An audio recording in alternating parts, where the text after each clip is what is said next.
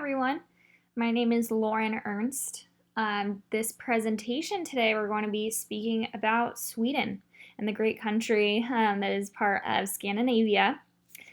Now, we're going to be taking quite a deep look here at the human resources within the country of Sweden. Obviously, this is an international country for us, and so really getting to see what the pros and cons are for doing business in Sweden.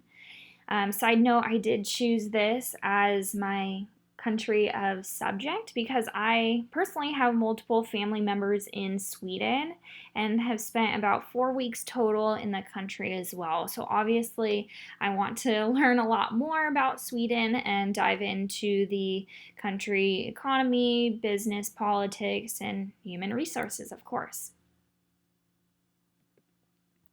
Okay, so as we're going to be covering international human resources and the management of that, obviously we need to go over a little bit more of an overview about the country. So to give that overview, here are some quick facts about Sweden and some pertinent history of the country as well. So Sweden is located between Finland and Norway in Northern Europe. It borders the Baltic Sea, the Gulf of Bothnia, Kattegat, and Skagerrak. The capital of Sweden is Stockholm, and actually the northern region of Scandinavia, the temperatures and the climate, there is a pretty cold, cloudy winters, especially in South Sweden. South Sweden is where we're going to get the variety and difference within climates. So it's going to have cold, cloudy winters and then cool, partly cloudy summers as well. It is part of the subarctic in the northern hemisphere. The population of Sweden is about 10 million people. Obviously, that is still growing. And actually, it's a very naturally born people are living in Sweden. So I just wanted to touch base. Obviously, the opposite that are foreign-born inhabitants. Again, that's about 18.5%. So the main bulk of the population is going to be naturally born Swedes, with some Finnish and Sami minorities. The foreign-borns are going to be, again, the Finns, the Yugoslavs, the Danes, Norwegians, Greeks, and Turks. But again, the main bulk are going to be Swedes. And then one really interesting thing to note, the main religion here in Sweden is going to be Lutheran. And that's about 80, maybe 85, 86, 87% are Lutheran. The other percentage are going to include Roman Catholic, Orthodox, Baptist, Muslim, Jewish, and Buddhist as well. But again, very vast majority is going to be that Lutheran Christian.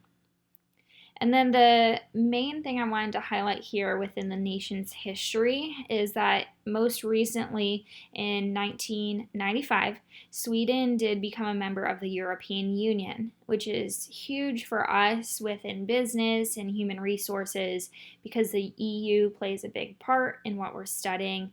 And so Sweden being a part of the European Union is something that's very important. Now, the national culture here in Sweden is very family-centric. The IHR rules and regulations are very much geared towards benefiting the family, and I'll explain that in a second. But I wanted to touch base about these pictures here on the right side. The first two, the top two, I wanted to dive in a little bit more detail. The one with the flags and then the one with the table setting. Both of those pictures I took when I visited last August. So these are very family-oriented pictures for me. But the interesting part is the table setup. That is a traditional Crawdad festival banquet for a family, and so I'll get to that in a second. But I did want to jump back over to the bullet points here. The first one says that the rights afforded to Swedish families to ensure that they are able to adequately care for their children are some of the best rights in the world. Jumping into some HR management topics. Here are a couple equal and very equal rights and opportunities that are offered to employees who are working within Sweden. So, a couple things to highlight: either the mother or father is entitled to be absent from work until their child reaches 18 months old. Either parent has the right to reduce their workload, by 25% until their child reaches 8 years old. A parental allowance is paid for 480 days, which is intended for both parents. And you have the right to up to 60 days off per year to care for a sick child. So that's not even independent sick leave, but that's sick leave for a sick child as well. So that's in addition to. Now, with this, a number of people in Sweden, though, do challenge the degree to which these rights are truly positive, as the statistics do suggest that women often fall way behind their male colleague in respect to position and pay, because obviously they're not in the office or in the workforce, especially if they have multiple children. So again, there are some drawbacks and obviously some really good pros as far as the rights, but there is a drawback as far as not getting to have that competitive edge. So again, Sweden very much benefits the family. The next bullet point here is, although Sweden is largely egalitarian and has a relaxed environment, hospitality and eating arrangements are often a formal affair. So going back to that crawdad banquet, again, very formal table settings. You invite family from all over the world back to celebrate together. And so because of this, we do need to ensure that we give at least 2 weeks notice if we're going to be arranging a meeting in Sweden, because obviously they very much want to prepare to be hospitable and to prepare for the time of the meeting. A couple months to highlight. Actually, Swedes do have a pretty large holiday period, and for the summertime, they do take a majority of it off. So in June, July, and August, that's going to be the summertime, where August has the Crawdad Festival.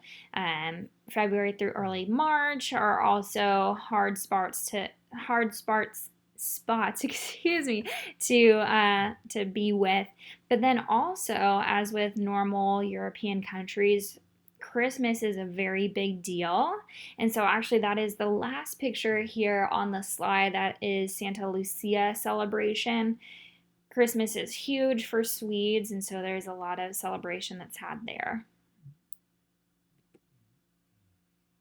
Now, the current politics and economy within Sweden is very, very good. The unemployment is low, the economy is strong.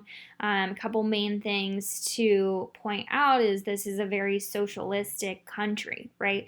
So the public-private partnership is at the core of the Swedish model, meaning that there's not a ton of government control as far as business goes, but there's a ton of government control as far as the welfare system goes.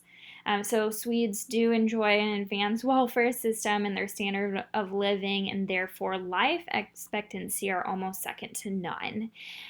So because Sweden is growing so big, flash forward a little bit, some problem we're going to run into is how do we compensate that when it comes to matching up with international enterprises, but we'll handle that in a second. I wanted to draw your attention to this graph here. Sweden's economy is gaining huge momentum. They're obviously doing really well. The business side of things is growing very quickly.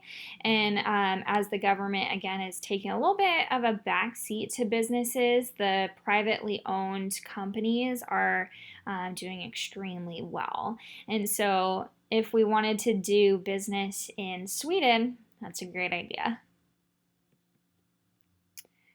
So obviously we talked about this a little bit in the last slide, but why should we do business in Sweden? Again, a huge profitable market. It is open and attractive. There are sophisticated and rich consumers.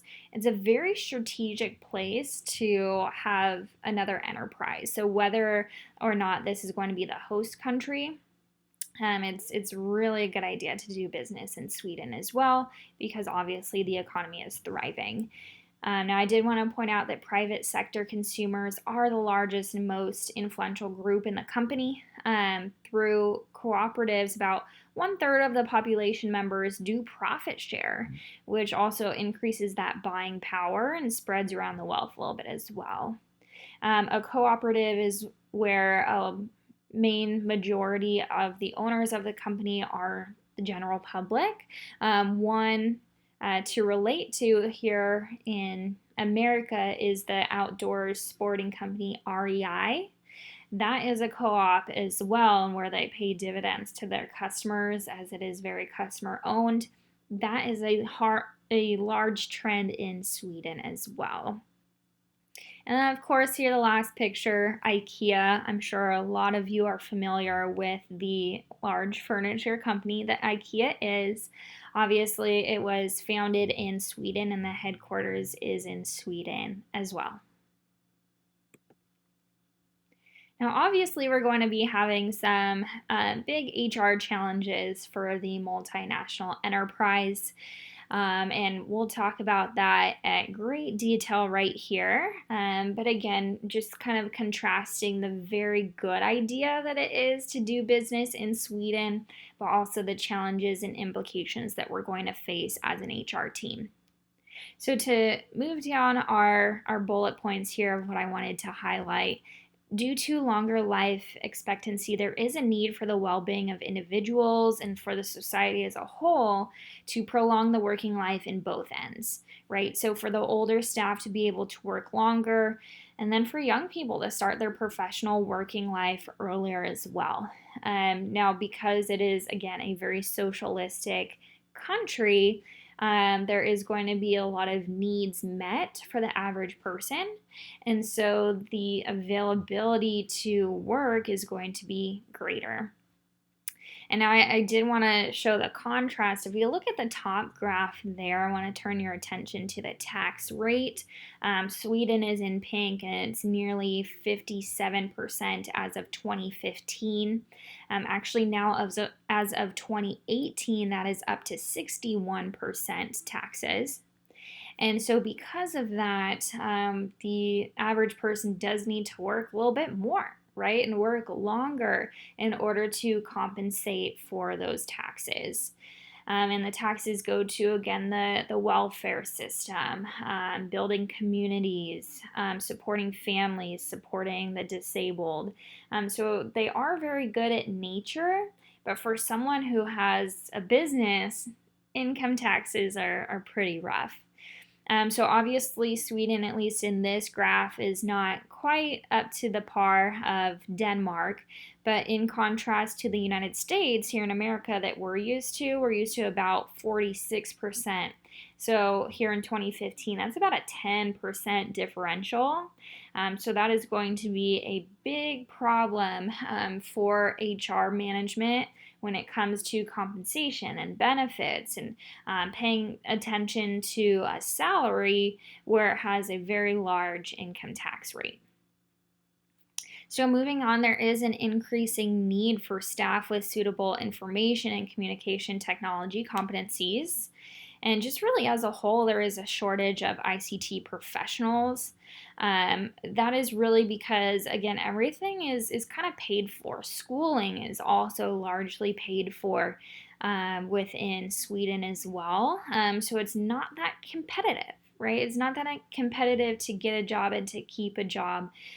You don't have to do necessarily well. And so that's a challenge for the HR and training team in order to make sure that staffing is up to par. And that's why the next bullet point here, Sweden does use a performance assessment to a slightly greater extent than the average country, because again, we're wanting to make sure that even though it's not super competitive as compared to maybe like a capitalist country like America, right? So we do need to have a lot of performance assessments in order to make up for that. Now, Sweden is one of the 27 countries who reported an anticipated decrease in central government employment levels as a result of their planned reforms. And so, actually, that's pretty interesting because that is a small number of countries as a whole here. And so Sweden has been doing a lot of reforms in order to benefit the small business and benefit the company, but kind of draw back from the government as well. And so that has in turn reflected a decrease in the employment level. So again, that's another challenge that the international HR team does need to compensate for. And then lastly here, socialist taxes and the need for increased salaries do need to be compensated. And we did touch on that quite a bit as well. So here are all my references for all of the wording that you saw in these slides and where I got all of my information. I will leave the floor open for any questions. Again, thank you all for watching.